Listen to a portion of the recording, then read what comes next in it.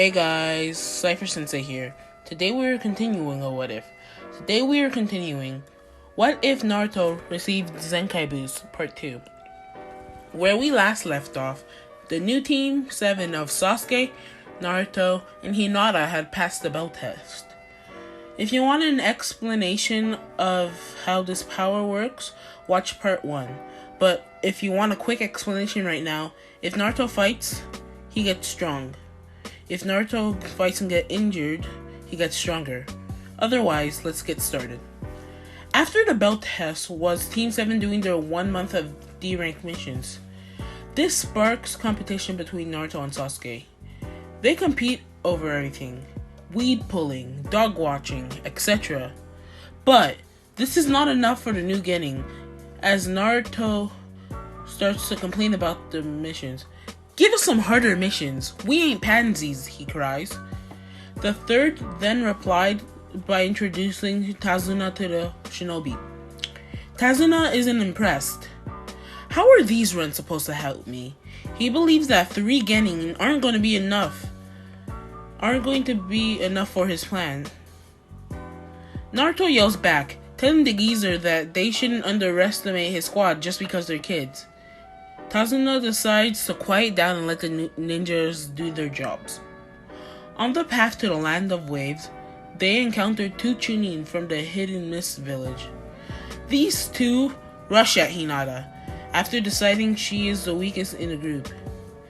Naruto rushes to her aid, but is then stopped by the first Chunin. Sasuke then steps up to help Hinata and is successful as he puts the second Chunin out of commission.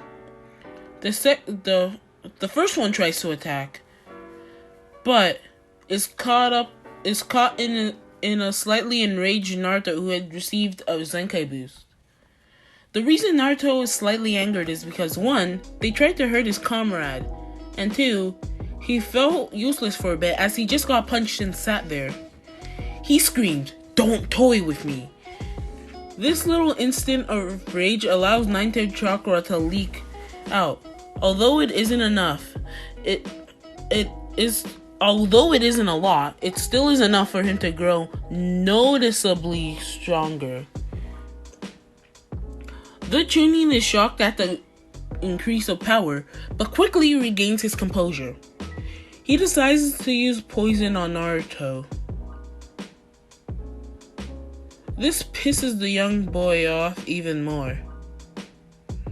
Naruto decides to use a new jutsu he learned. Wind style, Gale Palm, yells the blonde boy. The strike of air was enough to knock the Chunin down, but not enough to take him out. So, Sasuke finishes the job. Jeez, loser. I thought you get stronger when battling. Naruto calms down. He then looks at his hand. He didn't want to feel helpless again.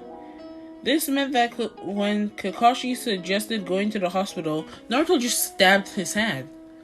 But this time, he made the wound smaller. Remember, Naruto isn't a complete idiot in this realm, so he actually just makes a small slit, small enough to let the poison blood out, but not to cause damage. In turn, this gives him a tiny Zenkai boost. I would put him around tree walking level now. Thinking that they're safe, they let their guards down. Big mistake. As the group is walking down the path, they are attacked again. This time, it's Zabuza. Kakashi fights back, but the body disperses into water. They realize it was a water clone. The fight starts. Kakashi tells the Genin to stay back while he handles things. Kakashi swings a kunai at Zabuza, but is blocked by his sword. Kakashi decides to step back. He throws shurikens and follows up with the shadow shuriken jutsu. Zabuza isn't phased at all. He counterattacks by swinging his sword at speeds required for Sasuke to use his Sharingan to see. The fighting continues. Kakashi and Zabuza are getting into it when the rogue ninja says, "I guess it's time to go all out." He then uses multiple water clones to barrage Kakashi.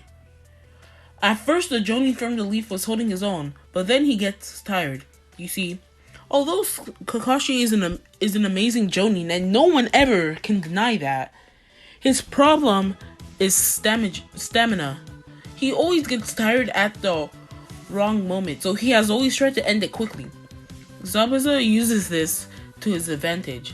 He tries to play to Kakashi's weakness by also pretending to act tired. The moment Kakashi lets his guard down, Zabuza jumps behind him and punches him.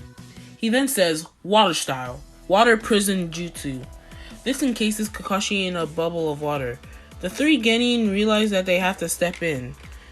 Hinata is told to stay back and protect Tazuna, but she refuses. She says if something bad happens and all she could do is run away, she'd never forgive herself. The boys smile and give in, allowing her to join.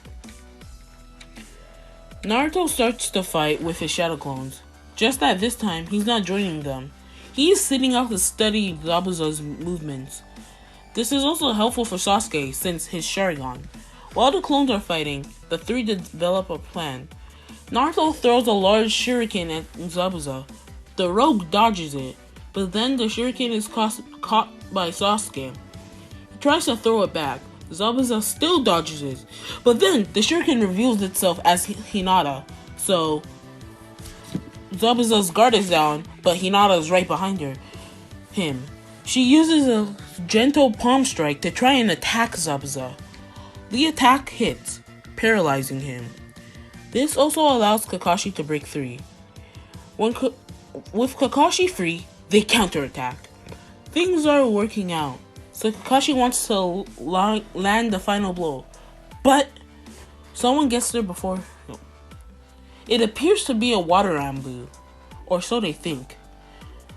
The Anbu takes Zabuza and leaves. To find out what happens next, stay tuned to for part 3. Remember to like, share, comment, subscribe, and stay quirky. Sensei out.